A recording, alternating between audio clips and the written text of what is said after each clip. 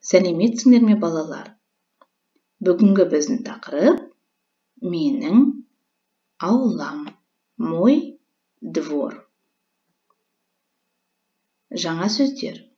Балалар, мына суреттерге қараңдаршы. Қараңдаршы, посмотрите. Мынау не? Құм, песочница. Мынау не? Мынау орындық. Мынау не? Мынау сырғанақ. Мынау не? Бұл әткеншек. Мынау не, балалар? Дұрыс, бұл аула. Аула – это двор. Қайда? Этот вопрос переводится где? Қайталаймыз. Құм, орындық, сырғанақ, әткеншек, аула. Балалар, сөздерді сөздік дәптеріне жазып қойыңдар. Запишите в словари. Жаттап алыңдар. Жаттап алыңдар. Выучите.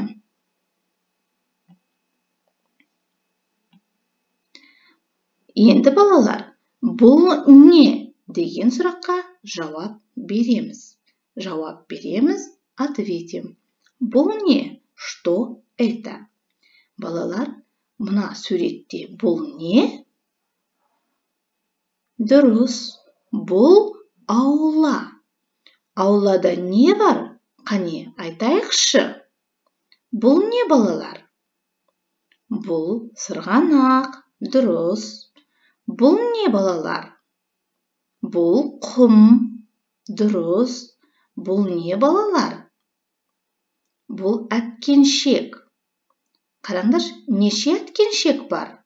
Неше, сколько? 2 әткеншек бар.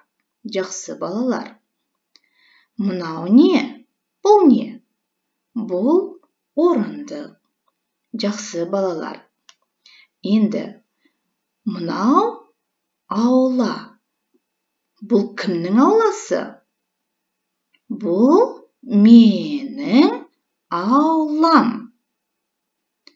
Аулада, во дворе, орындық, әткеншек, құм, сырғанақ бар. Менің аулам таза. Таза, балалар. Қалай аударамыз? Чистый. Дұрыс. Менің аулам таза. Мой двор чистый. Енді, балалар, еске түсірейік. Давайте вспомним.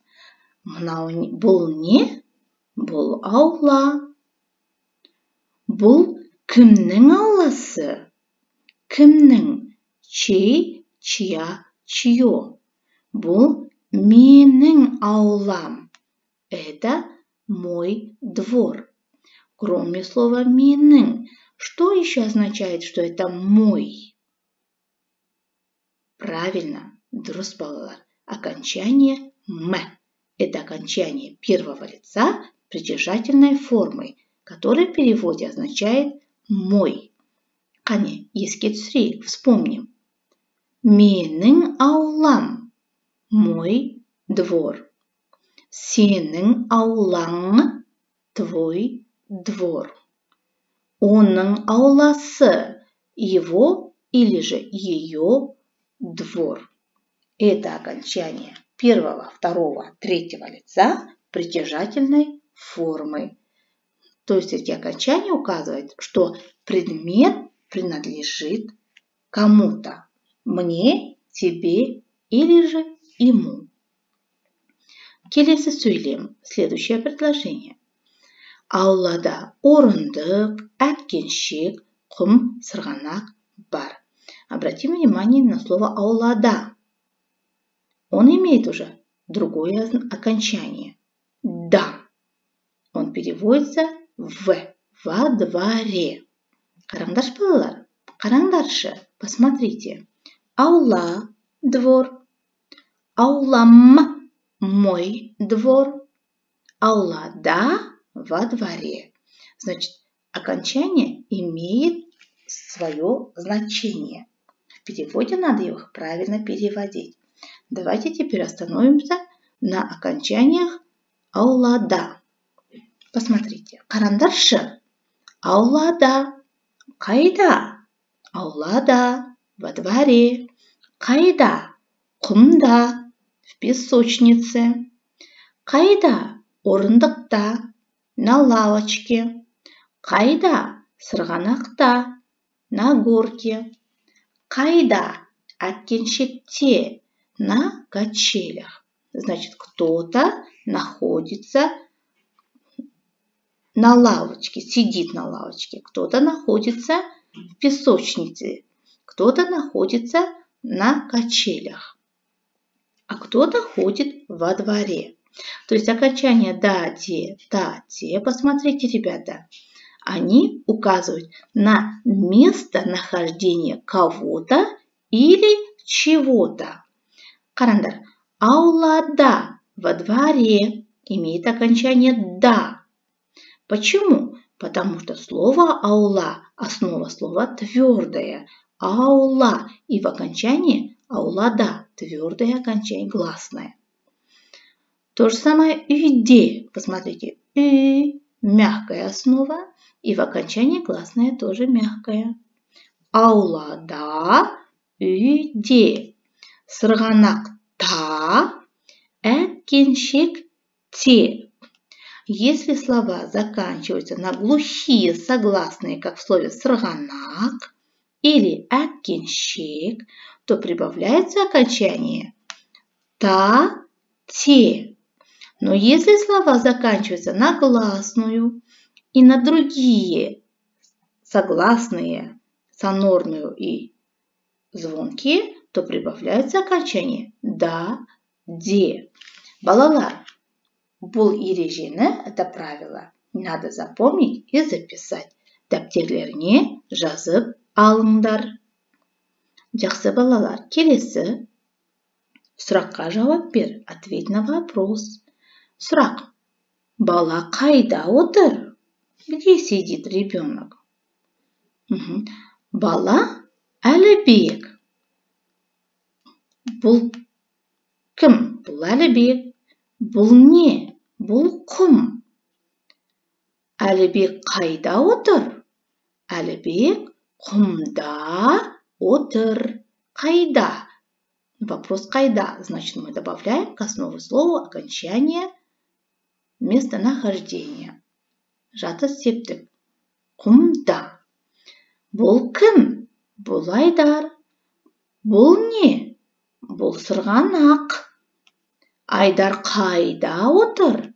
Айдар сырғанақта отыр. Бұл кім? Бұл Әнел. Бұл не? Бұл сырғанақ. Әткеншек. Бұл әткеншек. Әнел қайда отыр? Әнел әткеншекте отыр. Бұл кім? Бұл Анна. Бұл не? Бұл орындық. Анна қайда отыр? Анна орындықта отыр. Жақсы балалар. Енді закрепите окончание местонахождения, которое отвечает на вопрос қайда? Где?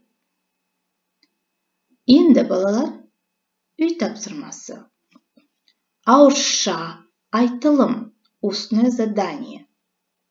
Вы должны уметь отвечать на вопрос «бұл не» и выучить новые слова.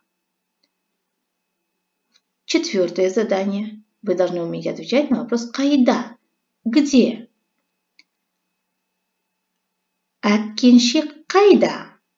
Где находятся качели? Әткеншек аулада. И так далее. Және жазылым, письменная работа. Жазылым. Суреттің орнына вместо рисунков тиісті сөзді қойып айт. А сендер жазасыңдар. Вместо рисунков подставить правильный вариант слова и записать в тетради. Балалар, сабақ түсінікті ме? Все поняли урок и тему? Түсінікті ме? Жақсы.